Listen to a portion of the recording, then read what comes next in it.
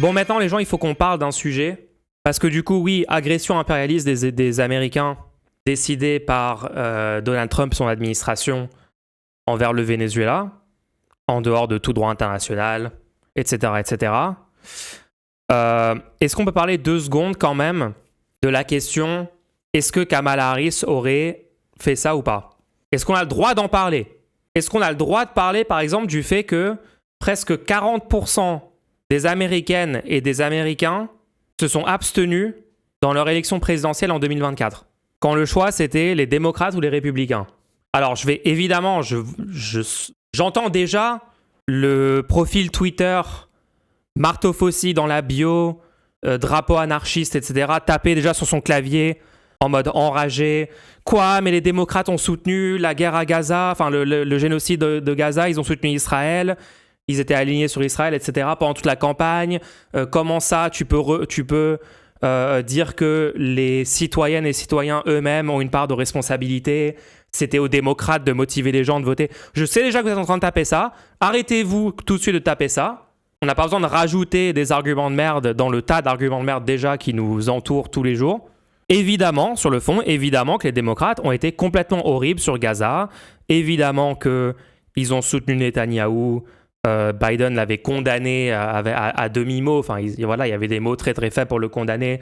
Mais dans les faits matériels, il y avait de l'aide militaire, de l'aide financière massive des États-Unis, votée aussi par des démocrates au Congrès américain. Évidemment, globalement, le Parti démocrate est désastreux sur le sujet des guerres impérialistes. Sous Obama, il y a eu des guerres impérialistes, des violations du droit international. Il y a même eu, tu vois, toute la politique de déportation par ICE et même des camps avec des conditions horribles qui étaient mises en place sur le sol américain. Sous Obama, on est d'accord là-dessus. Est-ce qu'on peut 2 secondes arrêter? Je sais, sur Twitter, les gens me reprochent ça. Est-ce qu'on peut arrêter de me rappeler des choses comme si je n'étais pas au courant, comme si je n'ai pas suivi, comme si je n'étais pas critique des démocrates depuis toutes ces années-là, de toutes les choses horribles qu'ils ont faites, qu'ils ont mises en place, qu'ils ont défendues, tous les renoncements à faire des politiques de gauche, à faire des politiques progressistes, tout ce qu'ils ont cédé aux républicains. Genre, en fait, je suis probablement... Désolé, je fais un argument d'autorité, je suis beaucoup plus au courant que vous, probablement, de tout le détail de ce qui s'est passé aux États-Unis ces dernières décennies. Parce que, historiquement, j'ai vécu là-bas pendant 3 ans, je regarde énormément de contenu, je me tiens informé là-dessus. Ça veut pas dire que j'ai raison sur tout, vous pouvez remettre en question n'importe quel truc, mais juste, là, c'est plus pour vous donner une info de...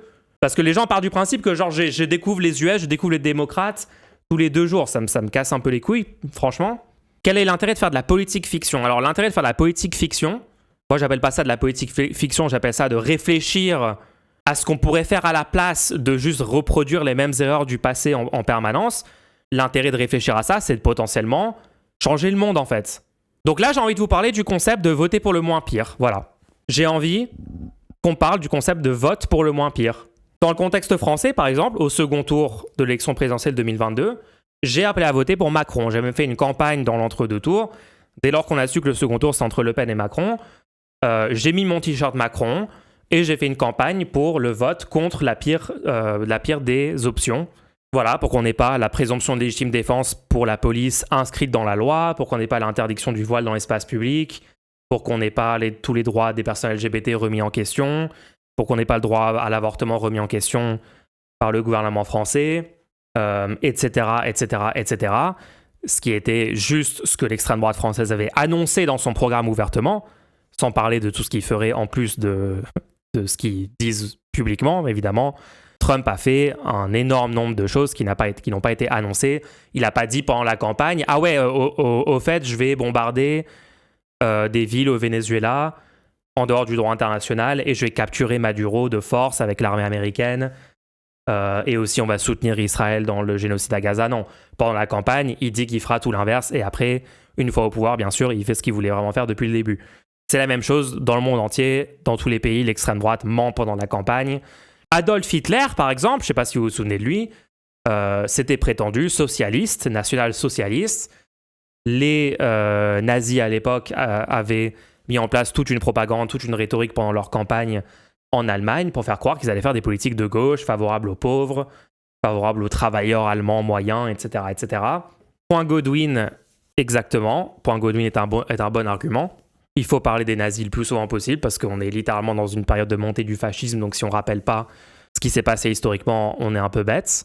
Donc voilà en France, le concept de voter pour le moins pire, moi j'ai été super clair là-dessus.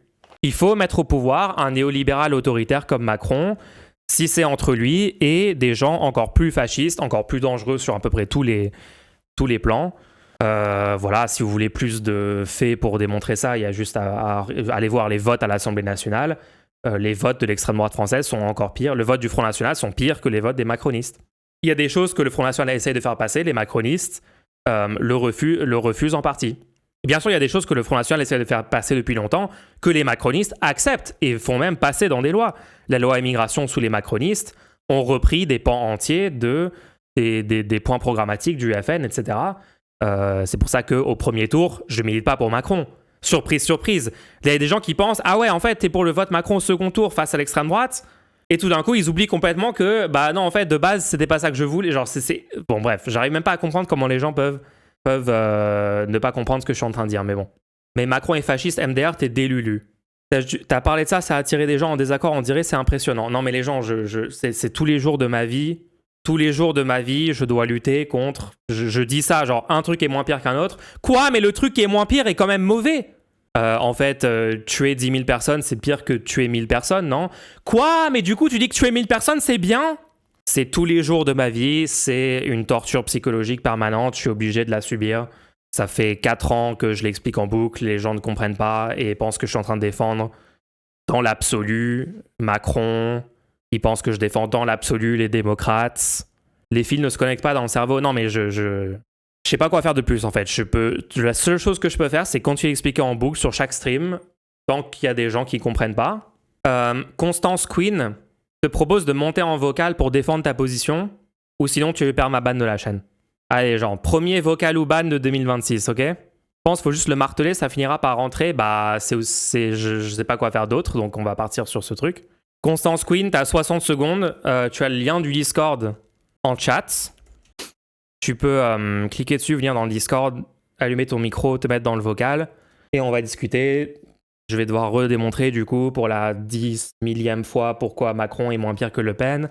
Mais c'est pas grave, c'est ma torture à moi, c'est ma forme de punition divine. Allez, tu peux te mettre dans la salle d'attente, j'attends. Mulch qui porte sa croix en mode Jésus. Il y a de ça, hein, il y a du JC Energy. Le bot a posé sa démission. J'ai convaincu 2 personnes pour le vote pour le moins pire. T'as au moins convaincu nous 3. Le lien est dans le chat, hein. Et je suis en train d'interrompre le segment pour faire une discussion. Constance Queen, on t'attend. Constance Queen qui dit... Je regarde l'historique dans le chat, ok? Pas des démocrates, c'est tout, c'est pas des démocrates. J'en ai trop marre de voter pour la moins pire des options. Je veux juste voter pour un bon programme et refaire l'élection si elle ne convient pas. Macron est fasciste, MDR, t'es délulu. T'as vu la politique du pays, genre ce niveau de racisme de ouf, cette xénophobie. Macron, Le Pen, it's the same. Je vais rien défendre du tout, j'ai autre chose à faire, mais à partir du moment où tu dis que Macron est moins pire que Le Pen, regarde d'où est parti Macron, c'est quoi la base de Macron, sur quelle base est-il maintenant, juste regarde à quel point il a évolué et à quel point il gouverne avec l'extrême droite. Ok, du coup tu vas être ban parce que c'est le principe du vocal ou ban, hein, désolé. Il y a des règles ici. En fait, ce qui est marrant, c'est que je viens de lister des points ultra précis sur lesquels Le Pen est pire que Macron, mais comme d'habitude tout ça est ignoré, c'est comme si je parlais dans le vent. Donc l'interdiction du voile dans l'espace public, Macron a eu 9 ans au pouvoir, et ce qu'il a mis en place une interdiction du voile dans l'espace public qui est un point explicite du programme de Marine Le Pen. Évidemment, Constance Queen ne va jamais répondre à cette question. Parce que admettre que Macron n'a pas mis ça en place, c'est admettre que du coup, il y a des points sur lesquels ce serait pire d'avoir une majorité absolue RN. Et ça, c'est pas possible, parce que les positions des gens comme ça sont purement des positions de posture esthétique pour se présenter comme plus à gauche ou plus radical. Parce que, oh, regarde, pour moi, je suis tellement éloigné de Macron, je suis tellement plus à gauche. Même Macron, pour moi, c'est fasciste. Et en fait, tout ce qui est de ce côté-là, je suis tellement loin de Macron que moi, pour moi, tout ça, c'est pareil. Macron, Le Pen, Hitler, Mussolini, il n'y a pas de différence que ça soit 5 personnes tuées dans la rue en 2 mandats ou 5000, c'est exactement la même chose. Tant qu'il y a un truc mauvais qui est fait par un gouvernement, bah en fait, tous les trucs mauvais se valent. Le fascisme, ok, bon, bah vas-y. On passe à la phase où on banne tout le monde. Tu bannes les gens pas d'accord avec toi, oui. Je banne les gens pas d'accord avec moi. Bon, tout ça montre au moins que j'ai besoin de reparler de ce sujet une énième fois, puisque tout le monde est encore en full copium sur ce que je suis en train de dire. suis d'accord sur voter pour le moins pire, mais j'admets que les gens aient une limite morale au choix le moins pire. Au troller problème, il y a un stade où j'arrête. En fait, vous comprenez pas, c'est que dans le troller problème, vous n'avez pas le choix d'être dans la situation. Il y a un choix où t'arrêtes, mais ce n'est pas possible d'arrêter. Dans la vraie vie, c'est pas possible d'arrêter. Dans la vraie vie, tu es concrètement devant 2 rails de train, il y a 100 personnes attachées au rail d'un côté et il y a 101 personnes sur l'autre rail. Oui, changer le train pour qu'il tue seulement 100 personnes et pas 101 personnes, c'est sauver une personne. Ah non, mais moi, il y a un moment au bout duquel je peux plus le troller problème, je pars et tout. Tu peux pas faire ça! Tu peux pas faire ça, c'est pas possible dans la vraie vie. Il y aura quelqu'un qui sera au gouvernement, il y a un gouvernement qui va gagner en fait. Réveillez-vous. Tout ça pour vous parler, en fait, le vrai sujet dont je voulais vous parler, c'était Trump vs Kamala Harris, les gens. Et je voulais vous montrer parce que j'ai eu une interaction Twitter très représentative du type de rhétorique et de raisonnement et tout qui sont omniprésents maintenant, qui à mon avis conduisent à la victoire de l'extrême droite un peu partout, hein. C'est un peu les mêmes raisonnements partout en vrai. Hein. Voilà, j'ai tweeté ça. Désolé, mais les Américains auraient dû se bouger beaucoup plus pour voter Kamala Harris. Rappelle que presque 40% des citoyens américains se sont abstenus entre ces deux choix. Même la plupart des influenceurs de gauche aux US n'ont pas fait campagne pour la moins pire option en 2024. Et concrètement, de qui je parle de Hassan, je parle de Vosh, je parle d'un tas de personnes de la gauche internet américaine qui ont la liberté totale de faire campagne pour l'option la moins pire. Évidemment en étant critique, hein, en dénonçant le génocide à Gaza, en dénonçant les positions horribles des démocrates là-dessus, en dénonçant quand les démocrates cèdent aux républicains sur tous les sujets. Je ne suis pas en train de dire qu'il faut taire les trucs horribles. Je suis en train de dire qu'il faut faire une campagne acharnée pour éviter Trump au pouvoir. Et oui, je l'affirme, Kamala Harris et son vice-président Tim Walz n'auraient pas fait des bombardements sur Caracas et enlevé Nicolas Maduro comme l'a fait Trump, ne seraient pas en train de menacer le monde entier, enfin tous les gens qui obéissent pas à Trump, d'invasion ou de guerre ou d'attaque, de guerre militaire ou économique, ne seraient pas en train de menacer le Groenland, ils ne seraient pas en train d'envoyer ICE déporter en masse des gens au même niveau que le fait Trump, ils ne seraient pas en train d'envoyer l'armée occuper militairement des villes, arrêter des manifestants au même niveau auquel le fait Trump. Une administration Harris-Walz ne serait pas en train de définancer toutes les institutions de recherche scientifique sur le climat aux États-Unis en faveur des lobbies pétroliers et autres. Il n'y aurait pas des centaines de gens en train de se faire torturer dans des prisons d'El Salvador déportés des États-Unis. Désolé, non, ça ne serait pas en train de se dérouler. Il n'y aurait pas le droit à l'avortement menacé dans tout le territoire américain. Je rappelle, l'administration Trump a enlevé le droit à l'avortement au niveau fédéral aux États-Unis. Et immédiatement après, un tas d'États l'ont enlevé de leur propre loi étatique. Prouve-le, Mulch. Pour moi, que c'est pas ton père. Quoi d'autre? Toute la politique de l'État américain anti-LGBT, de bannissement de livres qui enseignent, qui genre montrent aux enfants qu'il n'y a pas forcément que les personnes hétéros dans le monde ou je ne sais quoi.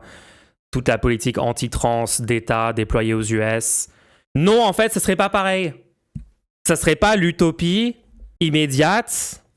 Évidemment, ça serait extrêmement loin de ça. Je suis pas du tout favorable dans l'absolu à l'aile droite des démocrates, incarnée par Kamala Harris, incarnée par Biden, etc. Moi, dans l'absolu, je suis favorable aux gens comme Bernie Sanders, Ocasio-Cortez, Zoran Mamdani, et des gens, bien sûr, plus à gauche, plus ambitieux encore dans leur politique post-capitaliste, etc., etc. Vous connaissez mes positions de fond. En fait, j'en peux plus. Je sais que c'est évident pour les gens qui ont l'habitude d'écouter ce stream, mais je dis tout ce que je viens de dire sur Twitter. Il y a, on va dire, 80% des gauchistes débiles Internet qui littéralement pensent que je suis de droite en disant ça. Ils pensent que ça change le fait que sur le fond, je veux dépasser le capitalisme, sur le fond, je veux abolir le patriarcat, je veux lutter contre le racisme systémique, etc. Parce que je dis, il y a une option moins pire que l'autre objectivement. Ocasio-Cortez et Sanders ont des positions affreuses sur Gaza. Désolé, t'es ban. Je peux pas gérer en boucle les mêmes propos des gens qui ignorent tout ce que je suis en train de dire et qui juste bêtement répètent des débilités dans le chat. Je peux pas le gérer. Genre pour ma santé mentale, je dois vous ban en fait. C'est genre l'extrême droite est en train de gagner dans tous les pays, partout dans le monde.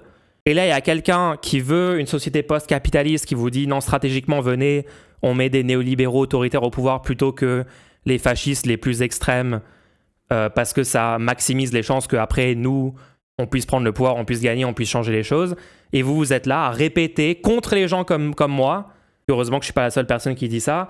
Vous êtes là à répéter, vous opposez aux gens comme moi, à m'attaquer moi, en disant t'es complètement délu, le truc que tu défends il est imparfait et tout. Vous faites partie du problème en fait. Vous faites partie du problème de l'arrivée au pouvoir du fascisme dans plein de pays du monde. Objectivement. La répétition à l'infini à quelques minutes d'écart seulement. En fait, c'est juste j'aimerais bien qu'on soit quand même plus nombreux. Je dis que je suis pas le seul, mais en vrai, dans les gens neutres et apolitiques sur Internet en France, il n'y a pas beaucoup de gens qui disent ce que je dis.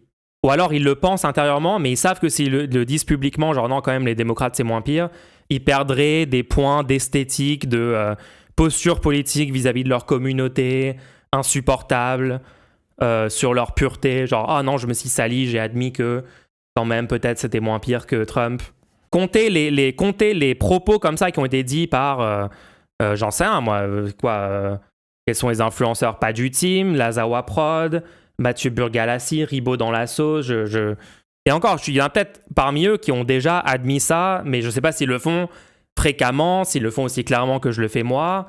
Franchement, j'aimerais bien qu'on soit moins seul à essayer d'expliquer ça aux gens, le concept de voter pour le moins pire. Le concept qu'un truc peut être horrible, mais un truc peut être encore plus horrible à côté. Ce serait quand même cool, je trouve. Non, mais s'ils disaient ça, ils perdraient tout leur following. Bah, peut-être faut avoir des couilles à un moment, faut avoir une colonne vertébrale politique et s'opposer concrètement au fascisme en expliquant ça aux gens. Pourquoi Kamala Harris n'a pas encore réagi à l'opération militaire de Donald Trump alors ? Ah ouais, non, mais c'est vrai. Vu que Kamala Harris n'a pas encore réagi à l'opération militaire de Trump, du coup, ça invalide tout ce que je viens d'expliquer sur le droit à l'avortement, sur le droit... Vas-y, t'es permaban. Vous faites tous partie du problème. Le problème, c'est vous, en fait. Much, est-ce que tu te souviens du libertarien qui avait mieux compris les stratégies de vote que tous les influenceurs de gauche ? Bah oui.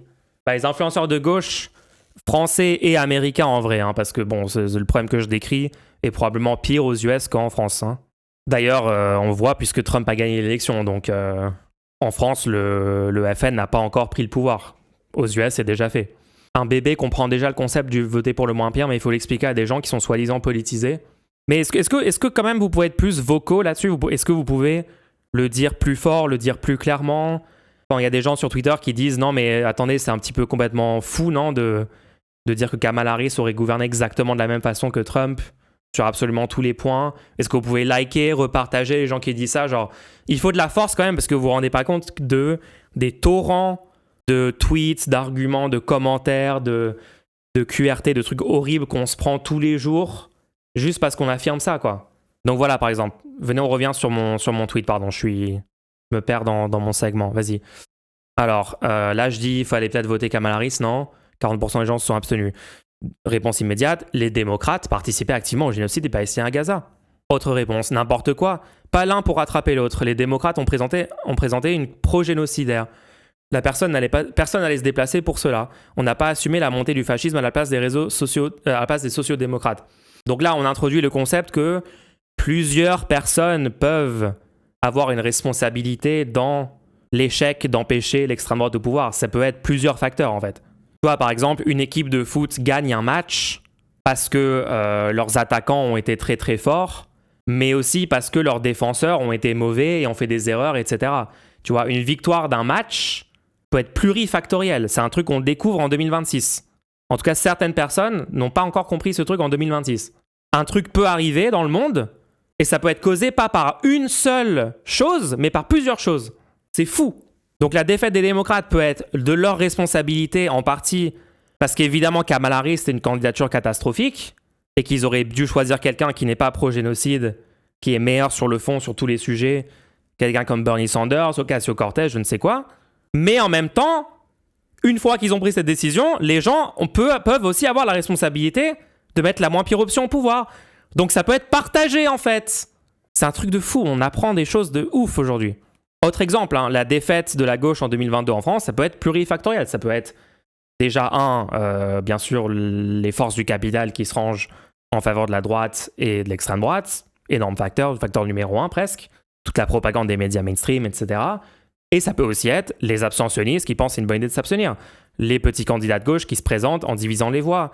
Les gens qui se disent trotskistes et du coup votent Nathalie Arthaud alors que c'est complètement con. Ça peut être aussi les influenceurs et les stars, etc. qui n'ont aucune colonne vertébrale pour prendre position contre l'extrême droite dans le cadre d'une élection. La responsabilité peut être partagée. Et on peut reconnaître chaque facteur, essayer d'agir sur chaque facteur indépendamment. Et dès que tu choisis un facteur et tu dis « Ah, venez, on parle maintenant de ce problème-là », le fait de venir reprocher, de dire « Mais attends, c'est pas que ça, il y a aussi plein d'autres facteurs. » Bah ouais, vous pouvez faire ça à chaque sujet. Chaque problème que tu démontres, vous pouvez venir me dire « Mais attends, mais il n'y a pas que ce problème-là, il y en a d'autres. » Mais en disant ça, du coup, on parle jamais d'aucun problème et on change jamais rien. Mulch, Maduro opprime son peuple, oui ou non? Va te faire foutre, t'es ban. Tu parles d'un truc complètement hors sujet, j'en ai déjà parlé. Allez, nouvelle résolution 2026, je banne un maximum de gens de la chaîne. Donc bon, je réponds à... Donc ça, c'est le Jim qui me dit non, mais c'est la faute des démocrates, tu peux pas blâmer les électeurs. Je lui réponds que je suis au courant, en fait, de tout ce qui s'est passé. Merci, j'ai fait 800 millions de streams pour parler de tout ça. N'empêche que voter pour le moins pire, si tu le fais pas, t'es en train d'aider l'arrivée au pouvoir du pire, du coup. Qu'est-ce qu'il me répond? Les différents pays d'Amérique latine savent maintenant à quoi s'en tenir avec les États-Unis de Trump. Les démocrates savent maintenant quoi faire pour ne plus décevoir le peuple. Mamdani en est la preuve. La France comme ailleurs, les vrais résistants vont pouvoir se souder.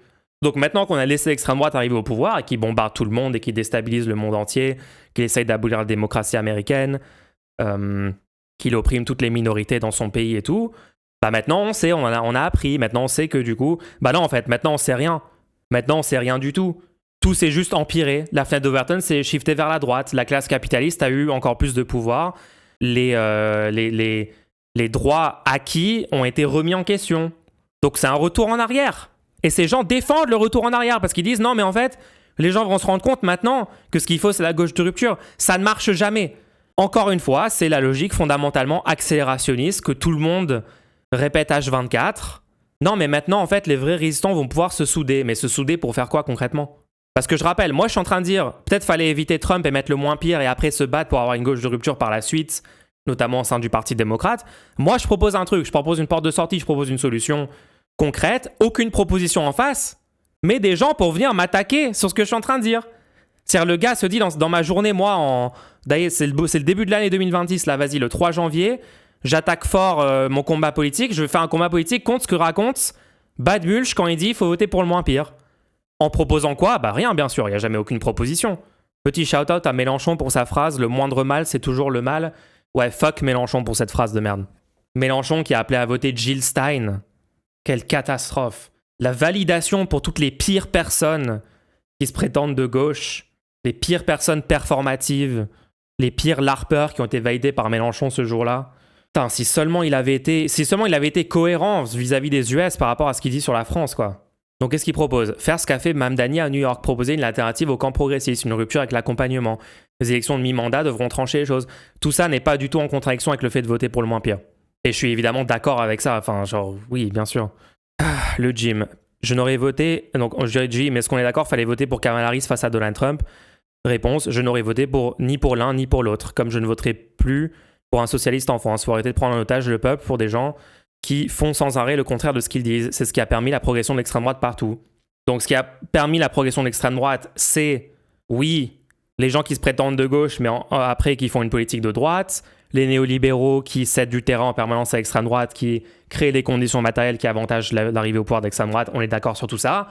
Ce n'est pas le seul facteur. Il peut y avoir plus d'un facteur. Un des facteurs peut être, par exemple, laisser l'extrême droite directement arriver au pouvoir, puisque ah non, mais moi je veux éviter l'extrême droite, donc je vais pas mettre les néolibéraux. Parce que les néolibéraux, sur le long terme, si on les garde, ils avantagent les conditions matérielles qui font arriver l'extrême droite. Du coup, je vais mettre directement l'extrême droite au pouvoir. Vous vous rendez compte à quel point c'est complètement con? Mais genre un enfant de 10 ans comprend que c'est con, parce que tu dis, je vais pas voter néolibéral pour éviter un truc horrible, parce que je décris un mécanisme qui mène à ce truc horrible, sauf que l'autre option, c'est le truc horrible tout de suite. Mais j'ai besoin d'expliquer ça en boucle pendant 5 ans pour que les gens comprennent. Et même après tout ça, les gens ne comprennent pas. Tout le monde est accélérationniste, assumé partout, tout le temps.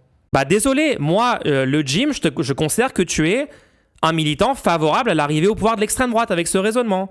Donc maintenant, je bloque ces gens, que tous ces gens aillent se faire profondément enculer. On arrête de tolérer ces takes de merde. En fait, si on laisse ces gens répandre cet argumentaire, on est juste en train de créer toutes les conditions pour que l'extrême droite arrive au pouvoir le plus vite possible. Et du coup, qui shift la fenêtre d'Overton encore plus vers la droite, qu'il y ait des guerres, que toute la gauche de rupture soit réprimée 1000 fois plus qu'aujourd'hui, parce qu'évidemment, ça peut être 1000 fois pire qu'aujourd'hui. Moi, je suis actuellement chez moi, libre, en train de parler sur Twitch. Je pourrais être en prison. Je pourrais être exécuté par un régime. C'est possible. Ça arrive partout dans le monde, tout le temps. Des militants progressistes qui se font assassiner. Des journalistes qui dénoncent un pouvoir qui se font assassiner par une explosion de leur voiture. C'est arrivé au Brésil il n'y a pas si longtemps. Ça arrive partout dans le monde, en fait. Oui, ça peut être pire tout le temps, oui. Donc voilà, des comptes qui vont me dire lol, mais il fallait voter pour Jill Stein. Kamala Harris, c'est du soft Trump. En aucun cas, un espoir pour qui que ce soit sur Terre. Jill Stein a fait 0,56% des voix contre 48,32% pour Harris. Mais ouais, elle aurait totalement pu gagner face à Trump. Vous êtes tellement ridicule, putain. Comment on peut être aussi débile, j'arrive même pas à concevoir. Je sais pas quoi répondre d'autre, hein. À ce stade, Donc tu vois, ce genre de personne, une fois que tu démontres que Jill Stein n'a aucune chance de gagner, mais c'est même pas genre, elle est à 20%, Harris est à 40%. Non, c'est genre, elle est à 0,5%. Harris est à 48%. Kamala Harris est à 48%. Mais une fois que tu démontres ça, est-ce que ces gens se remettent en question? Est-ce que ces gens se disent, merde, attends, ce que je suis en train de préconiser n'a aucun sens? Bah évidemment que non. Tous les arguments factuels sont ignorés, toute la condition matérielle concrète dont on parle est ignorée. Et non, mais ça reste la seule avec un programme social, humain, et une vision pour le futur. Voilà, c'est tout. On met les œillères, on enfouit la tête bien profond dans le sable, et on continue avec une stratégie qui fait gagner Trump. Tous ces gens sont d'accord avec tous les abstentionnistes aux US qui ont laissé Trump arriver au pouvoir. Ils défendent cette stratégie. C'est des gens dans un second tour, je sais pas moi, si malheureusement la gauche fait de la grosse merde encore une fois, et on a un second tour genre, je sais pas, Attal, Bardella, c'est des gens qui vont défendre l'abstention dans ce contexte. Le vote par dépit ne sera jamais la solution. Choisir entre la peste et le choléra non plus. Avec votre démonstration, vous êtes incapable de maîtriser vos nerfs et votre vocabulaire. Ouais, les leçons de respectabilité sur le vocabulaire. Hein. Et bizarrement, toutes ces takes-là sont beaucoup moins présentes chez des personnes qui seront directement affectées par un gouvernement d'extrême droite plus que les autres. Les personnes racisées non blanches, les personnes trans, les personnes LGBT, les femmes, etc. Ah non, toutes ces personnes-là, le concept de voter pour le truc qui va pas immédiatement les tuer, ils semblent comprendre ça un tout petit peu plus que, tu vois, les hommes blancs aisés. C'est chelou, hein. Moi, ce genre de personne, maintenant, c'est bloqué. Hein. On est au stade où Trump attaque un pays souverain, bombarde en violation de tout le droit international, capture le leader, envoie des citoyens de son propre pays se faire torturer dans des prisons à El Salvador. Et leur take, c'est genre, non, mais Harris aurait fait pareil. Non, mais en fait, c'est que la faute des démocrates et les électeurs n'ont aucune influence sur quoi que ce soit. Ils n'ont aucune responsabilité, jamais. Attends, je le vois pas. Il est où, Anja? Je le vois pas. Quand t'as le choix entre deux personnes, tu peux pas en sortir une troisième de ton chapeau. Mais ils comprennent pas ça, en fait.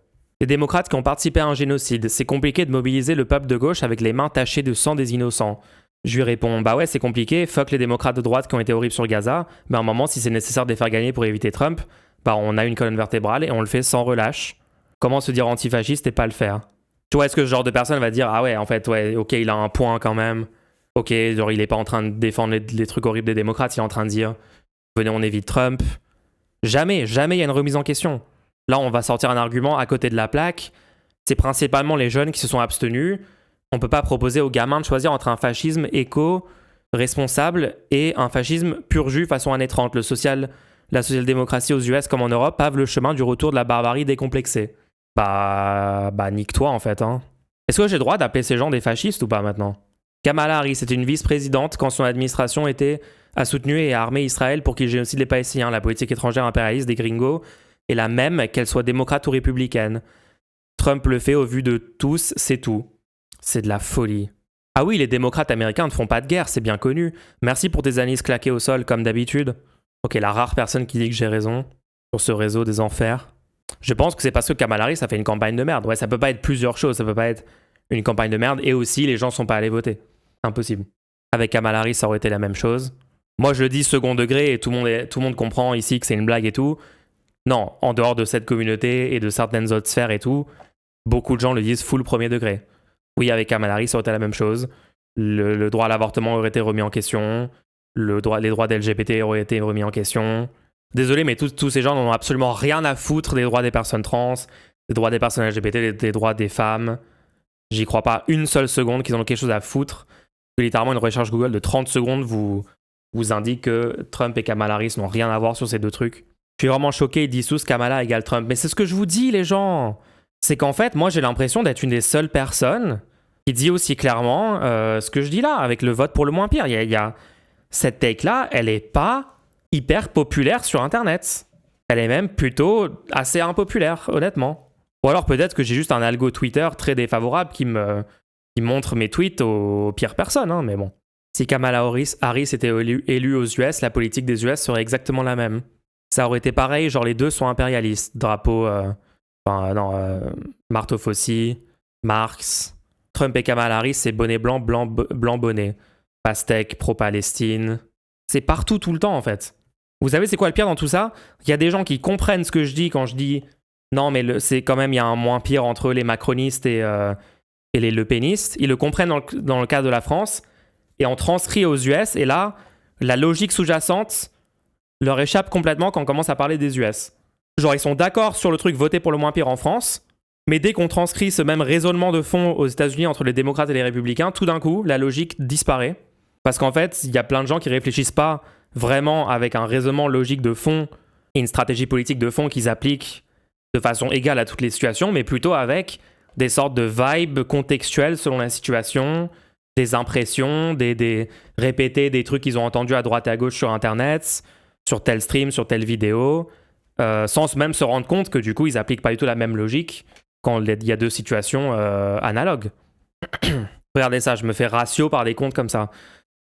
Tout le monde, 2 points, mort aux USA et à ses oligarques. Cet homme soja vraiment chiant que t'essayes d'ignorer. 462 likes. Imaginez si les gens avaient voté différemment. Il faut voter. Les démocrates n'auraient jamais donné 30 millions de dollars à Israël et déclaré la guerre absolument partout. Rappelez-vous comment Obama c'était bien. Donc on est sur full homme de paille. J'ai jamais dit Obama c'était bien dans l'absolu. J'ai dit Obama c'était moins pire que Trump, oui. Et cette personne n'a absolument aucun argument pour défendre le contraire. Je sais même pas pourquoi j'ai répondu ce paragraphe. Je suis trop charitable en fait. Je suis trop patient. C'est pas les deux seuls choix devant nous. Et ne considérer la politique états-unienne que par le prisme électoral, c'est bien ce que je critique. Une révolution ne vient pas de l'intérieur, encore moins avec Bernie Sanders. Il faut juste que parfois que je rebranche mon cerveau, que je me rends compte, non mais tous ces gens veulent une révolution armée. Ces gens vont jamais rien faire pour la faire advenir. Hein. Mais leur seule politique, c'est une politique de posture esthétique, de dire fuck le système, on est pour une révolution armée, jamais expliquer en quoi ça serait possible ou souhaitable ou ça donnerait des bonnes conséquences, mais défendre ça dogmatiquement et être contre le vote. Enfin, Ils sont tous comme ça. Tout le monde est comme ça. Tout le monde est comme ça maintenant. Et après, ils s'étonnent que la droite et l'extrême droite gagnent les élections. Bah ouais. Parce que vous êtes littéralement anti-élection. Si la gauche de rupture est anti-élection, il faut pas s'étonner après que la droite horrible est au pouvoir. Avec Kamala Harris, les bombes auraient été accompagnées de paillettes et de reportages sur l'oppression de minorités vénézuéliennes. C'est fou d'être aussi naïf. Les démocrates auraient fait la même chose au Venezuela. Ils soutiennent l'impérialisme américain et le génocide à Gaza. Ah oui, les gentils démocrates auraient sauvé la planète et apporté la paix dans le monde. Démocrates ou républicains, c'est la même merde, mais pour un sauce-dem comme moi, ça doit être dur à concevoir. Ici, on veut l'annihilation de ce pays impérialiste, c'est la seule rédemption. Tu sais, c'est genre des gens qui ont zéro pouvoir dans leur vie personnelle, zéro pouvoir politique, zéro représentant, d'accord avec eux dans aucune position de pouvoir, qui sont en train de crier sur Twitter à l'annihilation du pays le plus puissant du monde, de très loin, de l'armée la plus puissante, genre. Et on doit se taper des gens comme ça tous les jours dans nos cercles, dans nos commentaires, dans nos QRT. Il faut purger ces gens, moi j'en peux plus. Comment on veut avancer, comment on veut construire un monde meilleur avec des gens comme ça? Ce n'est pas possible, c'est pas faisable. Tous ces gens sont profondément nihilistes et n'en ont rien à foutre de l'avenir du monde en fait. Ils veulent que les choses crament en fait. Il y a aucune autre politique. Purger, ouais, genre bannir genre les bans de ma chaîne, les bloquer sur Twitter. Moi je peux plus les gérer en fait, je peux plus gérer tout ça. Harris n'aurait pas été fondamentalement différente. Arrêtez votre cirque, vous êtes ridicule. Goulag Girl, marteau faucille, drapeau trans. Je peux même pas l'inventer, je peux pas le parodier. Somewhere out here, there is a lib about to tweet that Kamala would have never done all this. And I want you to stop now. 15 000 likes dans le Twitter américain de gauche. Arrêtez quand le président fasciste fait un coup d'État impérialiste et met en place tout son projet 2025 de fin de la démocratie, de répression des minorités. Arrêtez de dire « Ah, peut-être que aller voter pour le moins pire, finalement, c'était une bonne idée. » Ne le dites surtout pas. Je veux que vous arrêtiez tout de suite de dire ça. Mais vous savez que la majorité de ces gens sont des gens qui se sont abstenus entre Harris et Trump. Potentiellement, au fond d'eux-mêmes, se sentent peut-être un peu coupables quand même, vu tout ce qui s'est passé dans les années qui suivent, d'avoir laissé Trump gagner. Et du coup, maintenant, on le somme si des gens parlent de ce problème-là. Et du concept de voter pour le moins pire. Ils ont le somme, en fait. Ils veulent pas qu'on leur rappelle ce truc.